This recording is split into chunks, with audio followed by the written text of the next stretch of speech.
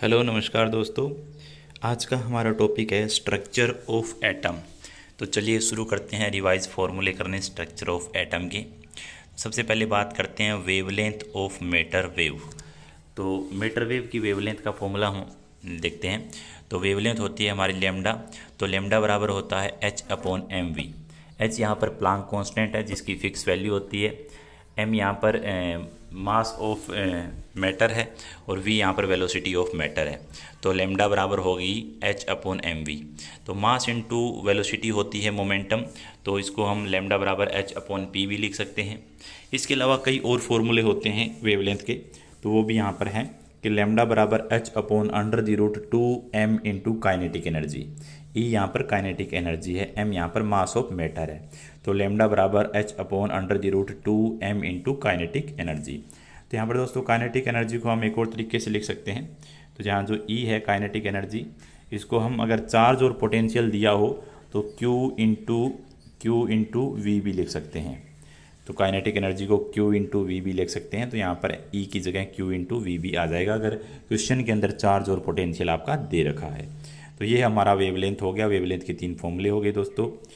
अब हम आगे बढ़ते हैं। अब बात करते हैं नोड की। तो आपको कोई भी कन्फिग्रेशन दे रखा है, उसके अंदर नोड पता करने हो। नोड वो होते हैं जहाँ पर इलेक्ट्रॉनों के मिलने की संभावनाएं 0 होती है, उनको हम नोड बोलते हैं। तो टोटल नंबर ऑफ नोड होते हैं दोस्तों n-1। Total number of node होते हैं n-1। इसके अलावा total number of radial node, तो रेडियल नोड होंगे n-l-1। n यहाँ पर प्रिंसिपल क्वांटम नंबर है और l यहाँ पर एजीम्यूचुअल क्वांटम नंबर है। ये चीज़ क्वांटम नंबर में हम आप पढ़ सकते हैं, एजीम्यूचुअल क्वांटम नंबर। तो n-l-1 यहाँ पर रेडियल नोड होंगे। और एंगुलर नोड की बात करूँ तो एंगुलर नोड होंगे l।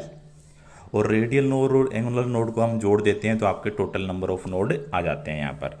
और नोड वो होते हैं जहाँ पर इलेक्ट्रॉन नहीं पाए जाते। ठीक है दोस्तों, अब हम आगे बढ़ते हैं कि नंबर ऑफ न्यूट्रॉन्स। तो दोस्तों देखो क्या होता है कि नंबर ऑफ न्यूट्रॉन की संख्या होती है वो a-z होती है। जैसे मान लो कोई भी एलिमेंट x लो, तो x का यहाँ z होता है वो एटॉमिक नंबर होते हैं और a होता है वो मास नंबर होता है। a यहाँ पर मास नंबर होता है। तो जो नंबर ऑफ न्यूट्रॉन होंगे वो mass number minus atomic number रहता है। तो a-z आपके नंबर ऑफ न्यूट्रॉन के बारे में बताता है दोस्तों। इसके बाद बात की गई है नंबर ऑफ सब सेल इन अनंत सेल। अनंत सेल दे रखी है और उसमें नंबर ऑफ सब सेल बताने हैं। तो नंबर ऑफ सब सेल आपके n ही होते हैं। ठीक है, नंबर ऑफ सेल होंगे आपके n। इसके बाद नंबर ऑफ ऑर्बिटल पूछे nth सेल के अंदर, तो नंबर ऑफ ऑर्बिटल हो जाएंगे n² यहाँ पर नंबर ऑफ ऑर्बिटल हो जाएंगे दोस्तों। ये फॉर्मूले हैं और इनको आपको ध्यान में रखना है। जैसे मान लो 4s दे रखा है आपको, जैसे 4s दे रखा है। ठीक है, तो n की वैल्यू यहाँ पर 4 हो गई। तो इसके लिए आपको सब सेल पता करनी हो तो n बराबर 4 हो गया और ऑर्बिटल पता करने हो तो 4 का स्क्वायर यहाँ पर ऑर्बिटल हो गया इस सेल के लिए। इसके बाद number of electron in nth shell. Nth shell के अंदर नंबर ऑफ इलेक्ट्रॉन की संख्या देखेंगे तो वो होगी हमेशा 2n²। अब देखो n² ऑर्बिटल थे और एक ऑर्बिटल में 2 इलेक्ट्रॉन आते हैं। तो जैसे ऑर्बिटल हम ऐसे बनाते हैं डब्बे से करके, तो एक ऑर्बिटल में हम 2 इलेक्ट्रॉन रख सकते हैं।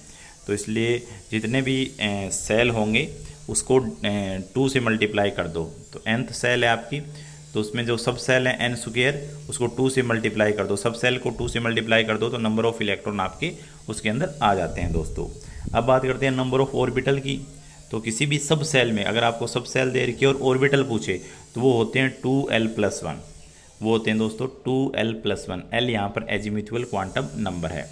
इसके बाद नंबर ऑफ इलेक्ट्रॉन इन सब सेल। यहाँ पर हमने ऑर्बिटल देख लिए, अब नंबर ऑफ इलेक्ट्रॉन देखने हैं। तो इलेक्ट्रॉन देखने के लिए आप क्या करो, उसको 2 से मल्टीप्लाई कर दो। एक ऑर्बिटल में 2 इलेक्ट्रॉन होते हैं, तो जितने ऑर्बिटल हैं उसको 2 से मल्टीप्लाई कर दो तो आपके नंबर ऑफ इलेक्ट्रॉन आ जाएंगे इस सब सेल के अंदर। इसके बाद बात करते हैं हम energy of quantum of radiation according to the Planck quantum theory.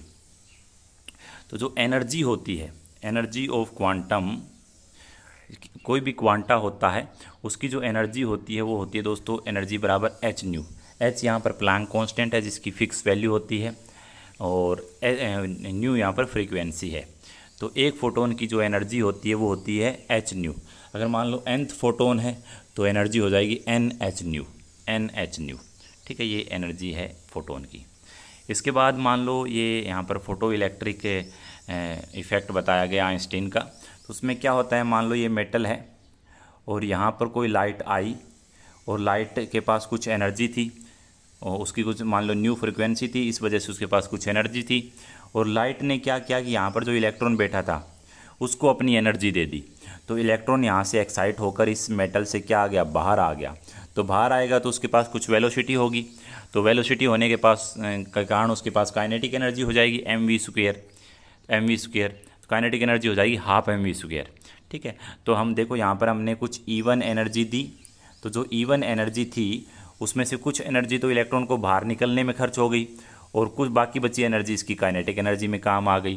तो यहाँ पर हम कह सकते हैं कि ये जो E1 है, E1 को हमने एच न्यू लिखा है, वो बराबर है H new note. H new note वो है जो उसको इलेक्ट्रॉन को बाहर निकलने में जितनी एनर्जी की रिक्वायरमेंट होती है, that is H new note. और जो बची हुई काइनेटिक एनर्जी है वो ½ mv²। तो ये हो गया दोस्तों एच न्यू बराबर H new note plus ½ mv²। इसके बाद बात करते हैं आगे हम। तो ये है आइंस्टीन का फोटो इलेक्ट्रिक इक्वेशंस। इसके बाद लाइन स्पेक्ट्रम ऑफ हाइड्रोजन की बात करें तो लाइन स्पेक्ट्रम ऑफ हाइड्रोजन होता है, उसमें अगर मान लो ये एक लाइन, कोई लाइन दे रखी है N1 से आपको N5 में जाना है और इसके अंदर आपको इस यहाँ से यहाँ जाने में इसका वेव नंबर कितना होगा ये पता करना है। वेव नंबर दोस्तों क्या होता है, आपका वेव नंबर होता है 1/λ। न्यू बार होता है, उसको बोलते हैं 1/λ।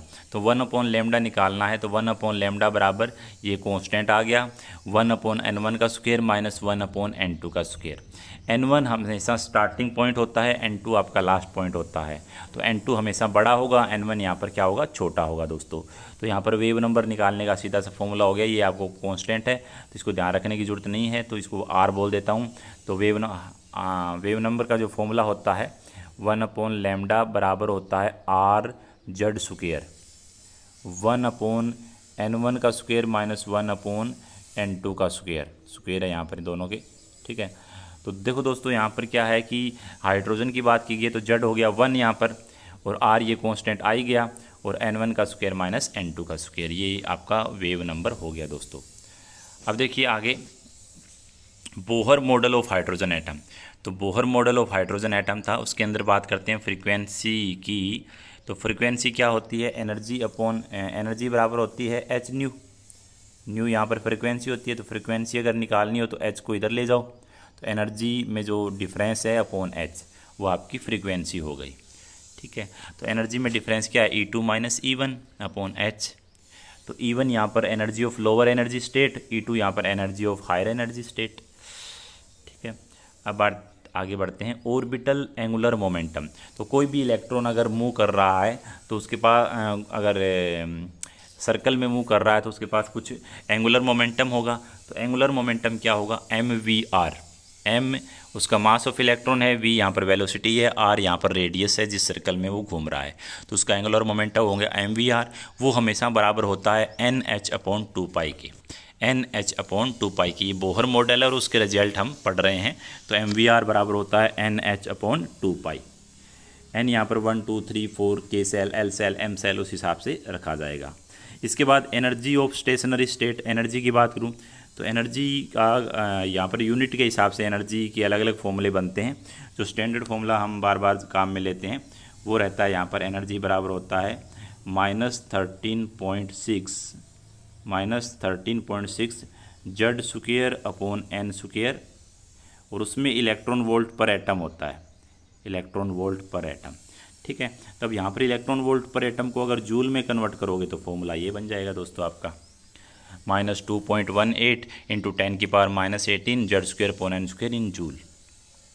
इसके बाद रेडियस की मैं बात करूँ तो रेडियस का जो फॉर्मूला होता है, जैसे एंगस्ट्रॉम वगैरह में रेडियस का फॉर्मूला देखें तो वो होता है 0.529 into N² upon Z angstrom.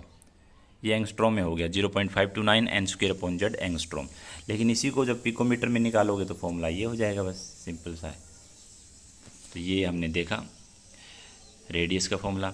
इसके बाद energy gap between the two orbit है, उनके बीच का एनर्जी गैप निकालना है। तो जैसे पहले 1/λ निकाल रहे थे, सेम ही एनर्जी निकालेंगे। तो एनर्जी बराबर गैप क्या होगा, आर, यहाँ पर हाइड्रोजन की बात कर रही है तो आर एच का 1 हो जाएगा। तो आर 1/n1² - 1/n2²। ये केवल एनर्जी गैप के बारे में बताएगा, एनर्जी की एग्जैक्ट वैल्यू नहीं बताएगा, एनर्जी डिफरेंस के बारे में यहाँ पर हमें पता लगेगा। तो यहाँ n1 होता है वो इनिशियल ऑर्बिट होता है, n2 होता है वो आपका फाइनल ऑर्बिट होता है। लास्ट में बात करते हैं एटॉमिक नंबर जेड की। तो एटॉमिक नंबर पता ही है, तो एटम के अंदर जितने नंबर ऑफ प्रोटॉन होते हैं न्यूक्लियस के, वही उसका एटॉमिक नंबर होता है। अगर एटम न्यूट्रल है तो नंबर ऑफ इलेक्ट्रॉन भी नंबर ऑफ प्रोटॉन के बराबर होंगे दोस्तों। तो एटॉमिक नंबर से आप नंबर ऑफ प्रोटॉन बता सकते हैं, नंबर ऑफ इलेक्ट्रॉन बता सकते हैं। इसके बाद हाइजेनबर्ग अनसर्टेनिटी प्रिंसिपल। तो हाइजेनबर्ग ने क्या बताया था, उन्होंने बताया था कि किसी भी एलिमेंट का किसी एक टाइम पे अगर हम बात करें मोमेंटम की, उसकी किसी भी एलिमेंट के किसी एक टाइम पर उसकी मोमेंटम की बात करें और उसकी पोजीशन की बात करें, तो चेंज इन पोजीशन और चेंज इन मोमेंटम उनको कैलकुलेट करेंगे तो उसमें कुछ ना कुछ एरर आएगी। और एरर कितनी आएगी, वो एरर आएगी h/4π से ज़्यादा ही एरर आएगी। तो uncertainty in momentum, uncertainty in position greater than equal to h/4π, that is a Heisenberg uncertainty principle दोस्तों। तो डेल पी को हम m डेल भी लिख सकते हैं। तो वो चेंज इन मोमेंटम क्या होता है, m into change in velocity. तो ये हाइजेनबर्ग अनसर्टेनिटी प्रिंसिपल आपका हो गया है। अब बात करते हैं स्पीड ऑफ लाइट।